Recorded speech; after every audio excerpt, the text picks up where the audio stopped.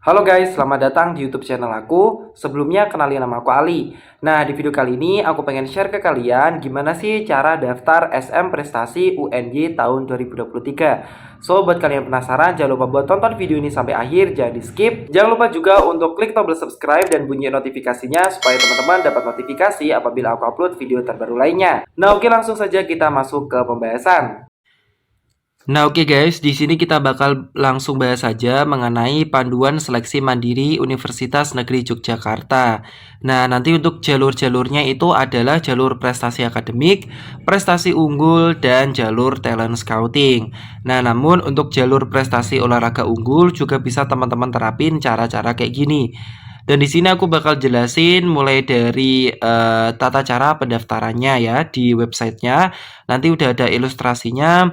Dan buat teman-teman kemarin yang nanya mengenai SPI-nya itu kayak gimana, di sini juga akan aku jelasin, jadi jangan sampai di skip karena dari awal sampai akhir nanti sesuai dengan pendaftaran yang ada di websitenya. Nah, oke langsung saja di sini kita bakal bahas mengenai tata cara pendaftarannya.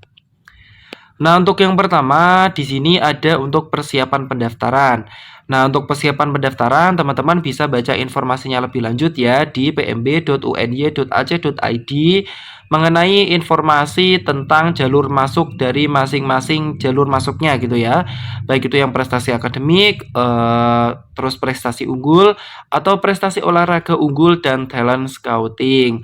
Nah, ini udah ada di websitenya atau teman-teman juga bisa cek di video-video aku. Aku juga udah jelasin sesuai yang ada di websitenya. Aku udah jelasin semuanya ya. Nanti teman-teman bisa cek aja. Aku udah sertain iCard-nya di video ini. Atau teman-teman bisa cek description untuk playlistnya. Nah, terus kemudian untuk dokumen yang perlu dipersiapkan itu adalah sebagai berikut ya. Yang pertama ada data pribadi. Nah, data pribadi ini nanti meliputi NIK, nama, tempat dan tanggal lahir, alamat, email, telepon, golongan darah, status pernikahan, kebutuhan khusus. Nah, terus untuk pekerjaan nanti meliputi pekerjaan calon mahasiswa. Nah, jadi nanti teman-teman ngisi pekerjaan teman-teman ya sama pekerjaan orang tua teman-teman. Nah, nanti itu ada kategorinya sendiri. Nah, terus untuk pendidikan terakhir nanti diisi alamat sekolah, NISN, nilai ujian sekolah, jurusan, tahun lulus, nomor ijazah dan tanggal ijazah. Nah, terus kemudian untuk pilihan prodinya maksimal 2 pilihan prodi. Nah, untuk fotonya nanti maksimal 2 MB dan minimal 100 KB. Nah, untuk piagam ini bukan cuma piagam non-akademik ya, tapi piagam akademik dan atau non-akademik. Jadi bisa dicantumin semua. Tapi perlu teman-teman ingat untuk piagam akademik atau non-akademik ini juga tergantung dari jalurnya. Nah, jadi masing-masing jalur itu memiliki kriteria piagamnya masing-masing. Nah, jadi teman-teman wajib hukumnya untuk cek dulu persyaratannya dari masing-masing jalur itu apa. Untuk jalur prestasi akademik itu piagamnya atau sertifikatnya kayak gimana, jalur prestasi unggul itu kayak gimana, minimal tingkatnya apa, talent scouting juga kayak gitu. Nah, jadi bisa teman-teman cek ya. Nah, terus untuk yang jalur prestasi akademik ini sebenarnya tidak wajib memiliki prestasi ya. Maksudnya dalam hal prestasi dalam bentuk piagam atau sertifikat kejuaraan. Nah, itu nggak wajib ya guys ya untuk yang jalur prestasi akademik. Nah, terus kemudian guys, untuk jalur prestasi akademik juga itu dibuka untuk D4 juga. Jadi bukan cuma S1, tapi untuk yang jalur prestasi akademik ini dibuka untuk S1 dan D4. Nah, untuk yang jalur-jalur lainnya khusus untuk S1 saja atau sarjana saja. Nah, terus untuk piagamnya itu bisa meliputi hafiz Quran, bidang olahraga, bidang seni, sains atau penalaran, dan LKS atau lomba kompetensi siswa SMK. Nah, ini tergantung dari jalurnya ya guys. Sekali lagi, tergantung dari jalurnya nanti yang dipakai itu sertifikat yang jenis apa.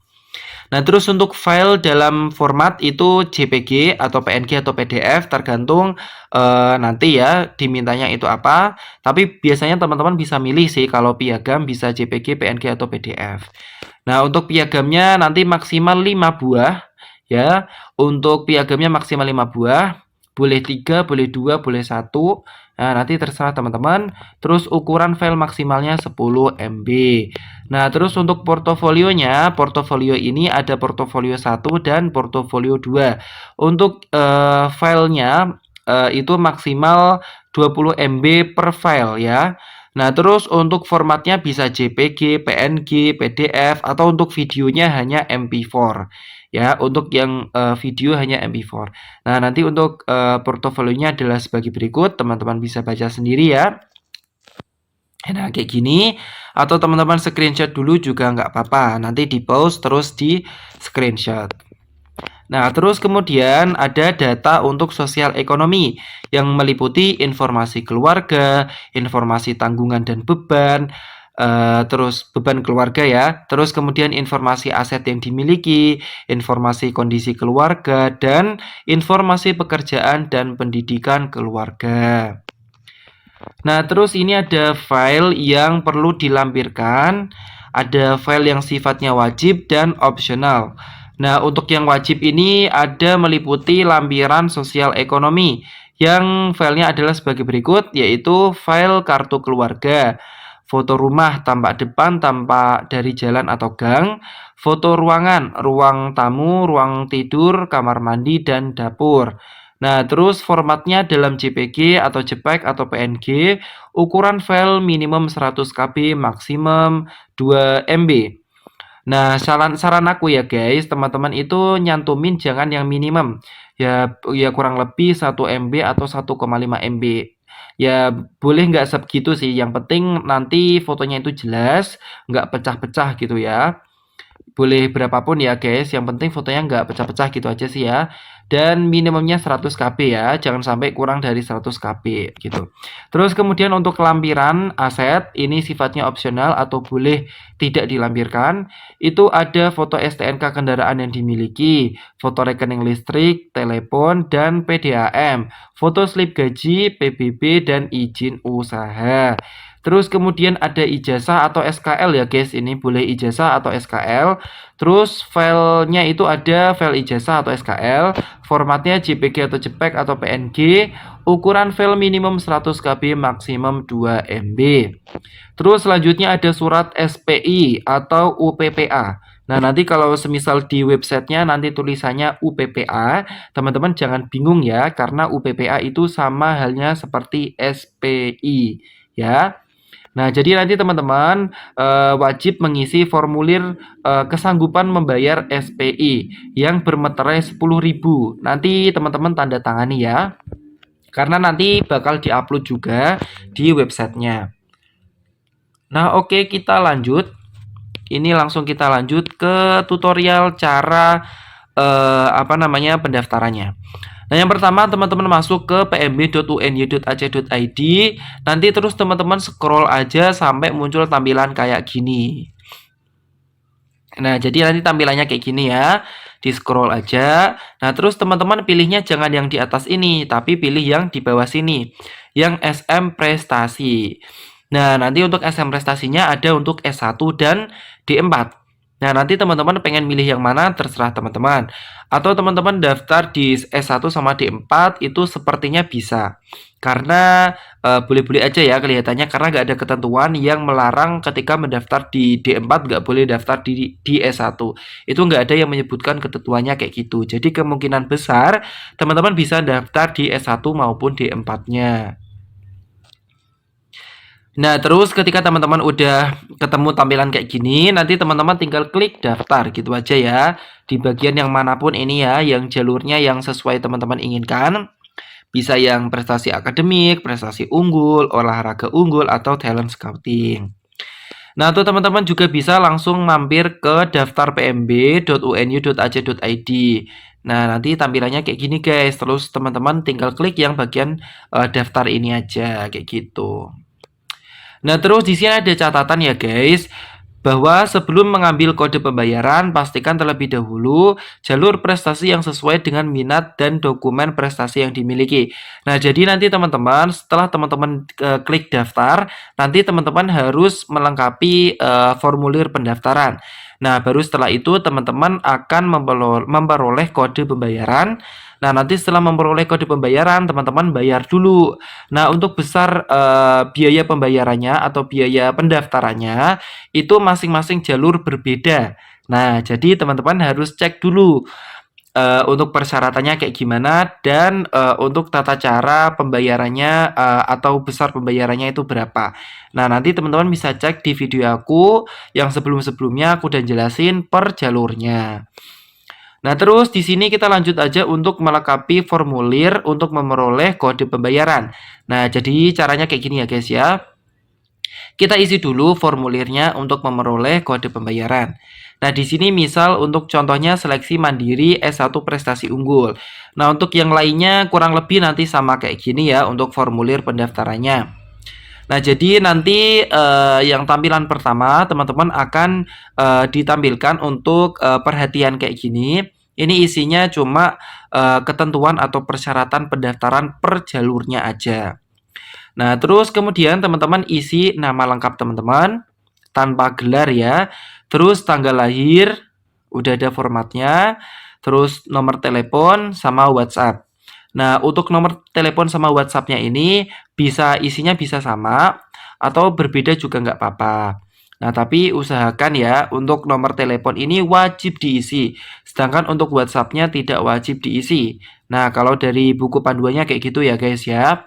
Nah, jadi nanti kalau semisal teman-teman pengen ngisi ya diisi aja untuk WhatsApp-nya, untuk nomor teleponnya karena itu wajib. Untuk WhatsApp-nya nggak diisi juga nggak apa-apa. Nah, terus kemudian di sini ada email. Email ini wajib diisi karena biasanya untuk segala macam bentuk pendaftaran itu informasinya akan melalui email. Biasanya kayak gitu ya, guys. Jadi wajib diisi. Terus alamat juga wajib diisi. Ini alamat kalian ya, guys. Terus kode verifikasi juga diisi. Nanti terus setelah itu tinggal klik submit. Nah, setelah diklik submit, nanti akan muncul kode pembayaran seperti ini. Nah, kayak gini ya guys, nanti di kode pembayaran ini ada tulisannya juga, teman-teman itu harus bayar sampai tanggal berapa, jam berapa. Dengan jumlahnya itu berapa jumlah pembayarannya. Kayak gitu. Nah, teman-teman itu bisa bayar melalui Bank Mandiri, BNI, BTN, atau Bank BPD, DIY gitu ya.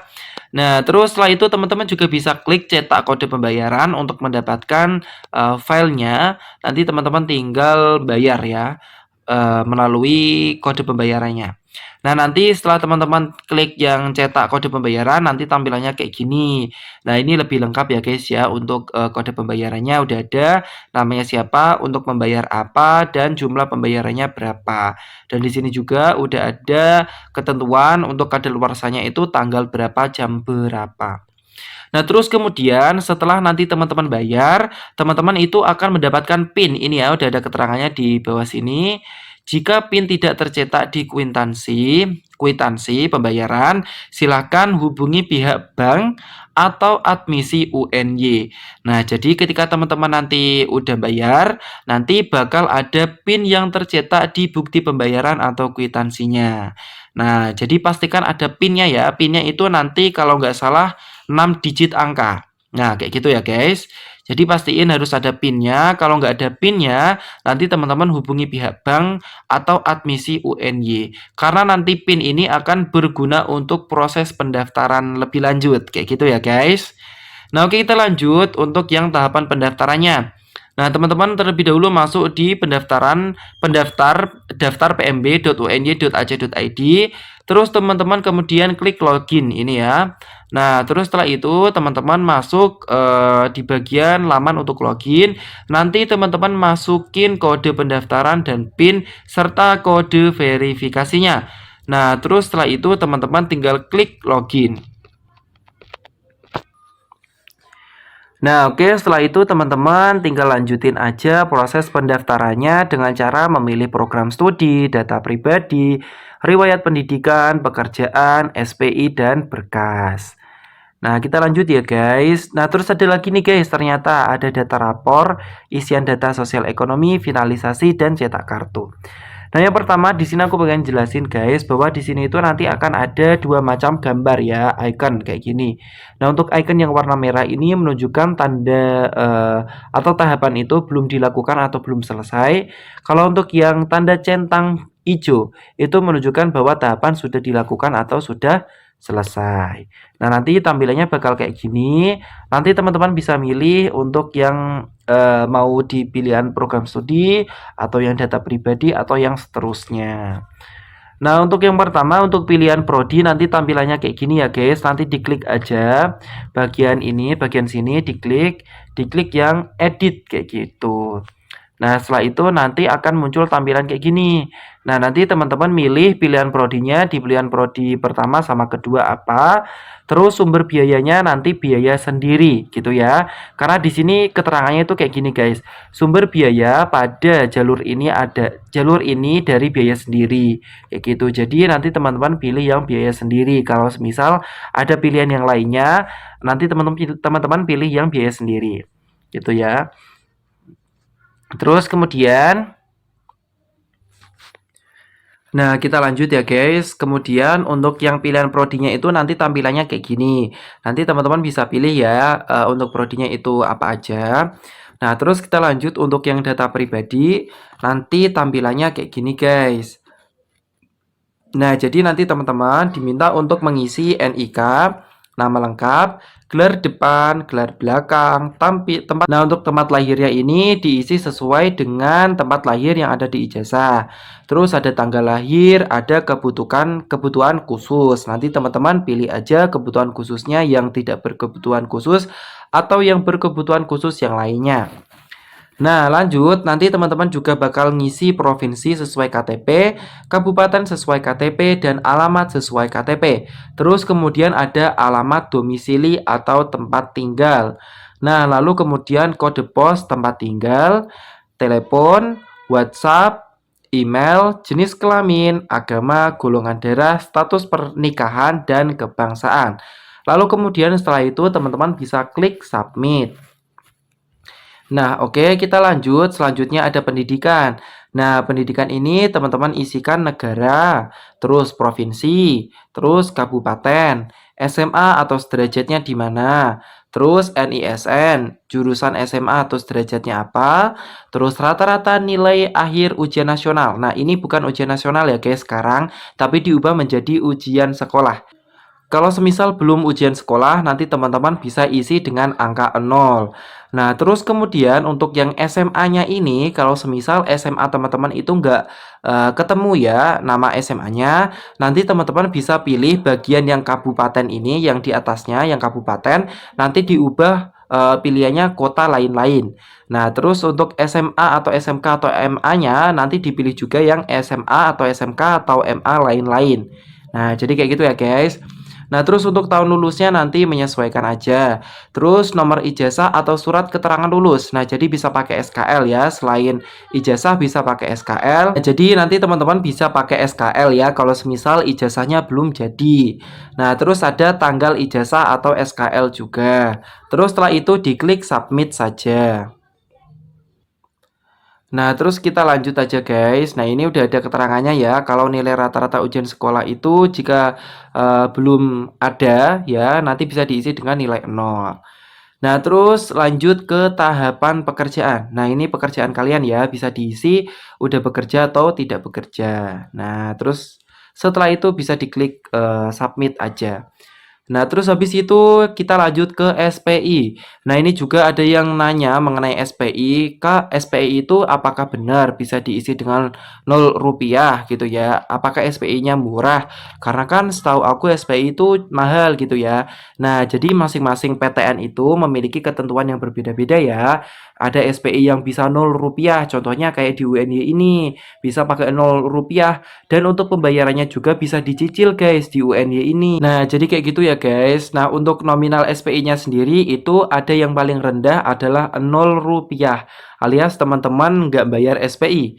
Terus kemudian yang kedua 5 juta, yang ketiga 10 juta, yang ketiga 15 juta, dan yang keempat 20 juta dan lainnya. Nah, jadi teman-teman ini bisa milih guys sesuai dengan keinginan teman-teman dan kesanggupan membayar SPI dari keluarga teman-teman itu berapa. Kalau semisal nggak sanggup untuk bayar SPI, ya tidak ada paksaan gitu ya, teman-teman bisa milih yang Rp0 gitu. Nah, terus untuk cara pembayarannya bisa teman-teman isi. Boleh 1 kali lunas atau diangsur 2 kali dengan pengangsurannya itu 50% 50%, angsurannya 50% 50%. Terus bisa diangsur 3 kali dengan angsurannya itu 50%, 30%, 20%, atau 4 kali 50%, 20%, 20%, dan 10%. Nah, jadi ini udah longgar banget guys untuk SPI-nya ya. Tidak harus bayar 1 kali, bahkan boleh Rp0. Nah, kayak gitu ya. Ini udah langsung peraturan atau panduan dari UNY-nya langsung tahun ini ya, tahun 2023. Jadi memang sudah fix seperti ini. Nah, nanti teman-teman tinggal ngisi aja sesuai yang ada di sini. Nah, terus kemudian setelah itu tinggal teman-teman klik submit aja. Nah, terus setelah itu nanti teman-teman unduh kesanggupan SPI atau file untuk kesanggupan SPI. Nanti setelah itu teman-teman kasih meterai 10.000 seperti yang ada di sini ya. Meterai 10.000 di sini dan teman-teman tanda tangani. Terus setelah itu dipindai, di-scan lagi lalu di-upload berkasnya di tahapan selanjutnya. Nah, jadi untuk tahapan selanjutnya ini yaitu berkas ya. Baik itu nanti mengupload file SPI ini ataupun portofolio dan lain-lain. Nah, kayak gitu. Nah, yang untuk file berkasnya nanti kayak gini guys. Nanti teman-teman harus milih jenis filenya apa, lalu upload filenya. Nah, nanti kayak gini. Filenya itu ada foto, ijazah, surat pernyataan UPPA. Nah, UPPA ini SPI tadi ya guys ya. Jadi jangan bingung. Nanti semisal kalau di webnya belum diperbarui, tulisannya masih UPPA, teman-teman jangan bingung karena UPPA itu SPI. Nah, terus ada piagam dan sertifikat lalu portofolio. Nah, nanti teman-teman tinggal pilih aja yang sesuai dengan file yang mau teman-teman upload. Nah, nanti setelah itu teman-teman akan lanjut di tahap selanjutnya ya guys ya, yaitu seperti ini, yaitu mengisi data rapor. Nah, nanti setelah mengisi data rapor, teman-teman akan dimunculkan tampilan sebagai berikut. Lalu teman-teman klik aja bagian yang input data mata pelajaran. Nah, yang gambar oranye itu teman-teman klik. Lalu teman-teman isi aja untuk mata pelajarannya apa aja. Nah, mata pelajaran yang diisi ini adalah seluruh mata pelajaran dari semester 1 sampai semester 5. Nah, jadi misal nih di semester 1 teman-teman ada mata pelajaran matematika katakanlah. Tapi di semester 2 nggak ada matematika, ya tetap teman-teman isi aja ya. Ada mata pelajaran matematika kayak gitu. Karena nanti ini teman-teman sistemnya itu nanti teman-teman harus ngisi mata pelajarannya dulu, baru ngisi nilainya per semester. Nah, kayak gitu. Nanti kalau semisal di semester selanjutnya nggak ada mata pelajaran yang sama di semester yang sebelumnya, nah nanti ada panduannya di selanjutnya ya. Jadi intinya teman-teman harus isi seluruh mata pelajaran dari semester 1 sampai semester 5. Meskipun ada mata pelajaran yang di semester selanjutnya itu nggak ada gitu ya. Tetap diisi ya guys, kayak gitu. Nah, terus setelah itu teman-teman klik simpan aja ketika semua mata pelajarannya sudah teman-teman input. Nah, lalu setelah itu teman-teman lanjutin untuk mengisinya ya. Nah, nanti sebelum itu teman-teman bisa lihat dulu tampilannya seperti ini ya. Mata pelajaran yang teman-teman input, nanti ketika ada yang salah nanti teman-teman delete aja. Nah, kayak gitu ya guys. Nah, terus setelah itu teman-teman bisa lanjutin dengan cara kayak gini. Input data rapor kayak gini ya. Di bagian yang biru itu diklik ya, bagian yang ini ya. Nah, terus teman-teman isikan ya, isikan data rapornya mata pelajaran di semester 1 sampai 5. Terus masukkan nilai rapornya dan KKM dengan skala 100 ya. Diingat ya, skalanya harus 100. Kayak gitu. Nah, nanti semisal teman-teman itu ada nilai pengetahuan dan keterampilan, diisikan aja yang nilai pengetahuan. Nah, terus kemudian jika mata pelajaran tidak ditempuh pada semester tersebut, silahkan dikosongi isian nilai rapor dan KKM-nya. Nah, kayak gitu ya, guys. Nah, terus kita lanjut, guys. Nanti tampilannya kayak gini ya, guys, untuk data nilai rapornya, yaitu semester 1 sampai semester 5. Nah, nanti teman-teman tinggal klik-klik aja per semesternya, lalu teman-teman isikan nilainya berapa. Nah, setelah itu tinggal diklik simpan. Nah, udah ya. Nah, kalau udah teman-teman cek dulu nih apakah udah benar semua atau belum. Nah, setelah itu teman-teman kalau semisal dirasa udah benar, teman-teman masukin kode verifikasi, lalu kemudian klik verifikasi data rapor. Nah, nanti misal data rapornya udah benar dan udah terisi semua, nanti tampilannya kayak gini ya. Nah, kayak gitu. Kalau udah terisi semua ya. Dan perlu diingat bahwa kalau semisal udah diklik finalisasi, nanti nggak bisa diubah ya guys untuk data-datanya. Jadi pastiin kalau semisal udah diklik finalisasi itu udah bener semua. Karena nggak bisa diubah ketika udah diklik finalisasi. Nah, oke kita lanjut untuk isian data sosial ekonomi. Nah, di sini perlu teman-teman tinggal mengisikan aja ya data-datanya, yaitu ada data sosial media, sumber informasi tentang UNY, terus alasan memilih program studi, terus ada informasi tanggungan dan beban keluarga, nanti diisi aja. Terus kemudian ada informasi aset keluarga juga bisa diisi aja, informasi kondisi pendidikan dan pekerjaan keluarga nanti diisi aja. Terus ada lampiran dokumen sosial ekonomi ya, meliputi rumah tampak depan, rumah dari gang atau jalan masuk. Terus pengisian data sosial ekonomi meliputi foto ruang tamu, foto dapur, terus foto ruang keluarga, foto kamar mandi, foto kamar tidur, lalu scan atau foto KK, lalu scan atau foto semua pajak kendaraan bermotor yang dimiliki ya. Ketika teman-teman memiliki, kalau enggak ya enggak apa-apa gitu ya. Terus kemudian ada juga lampiran yang tidak wajib disertakan. Ini ya, seperti yang udah aku jelasin tadi ya, di atas ya. Jadi udah nggak usah aku jelasin lagi. Nah, terus kemudian ini adalah tampilan ketika teman-teman sudah mengisi untuk yang pengisian data sosial ekonomi. Nah, nanti ketika teman-teman rasa udah benar semua, nanti teman-teman tinggal klik yang oke. Nah, terus kemudian langkah terakhir teman-teman perlu finalisasi. Nah, finalisasinya kayak gini ya guys ya. Nah, kayak gini. Nah, kayak gini. Ketika teman-teman udah rasa udah benar semua, setelah dicek kayak gini, nanti teman-teman tinggal masukin kode verifikasinya, lalu kemudian teman-teman tinggal klik yang finalisasi. Nah, terus udah deh, nanti bakal muncul tampilan seperti ini ya. Nah, ketika teman-teman udah klik finalisasi, nanti muncul tampilan kayak gini lagi ya, bahwa kalau semisal udah difinalisasi semua data yang telah teman-teman input semuanya itu udah nggak bisa diubah lagi ya, kayak gitu. Jadi tinggal diklik finalisasi aja. Lalu kemudian setelah itu nanti akan muncul tampilan cetak kartu. Nah, nanti teman-teman akan ada muncul tampilan kayak gini. Nah, untuk cetak kartunya ini maksimal bisa diunduh ya kartunya itu sebelum tanggal 7 Juli jam 12 siang. Nah, saran aku teman-teman tinggal cetak kartunya aja, gini ya, klik cetak kartunya aja. Nanti biar muncul tampilan kayak gini. Nah, tampilan kayak gini ya. Meskipun sebelum tanggal tersebut, teman-teman cetak aja karena nanti bakal teman-teman simpen di perangkat teman-teman masing-masing ya. Karena nanti untuk kartunya itu akan berguna untuk verifikasi ketika teman-teman lolos di jalur ini. Nah, setelah itu nanti teman-teman tinggal klik kartu peserta.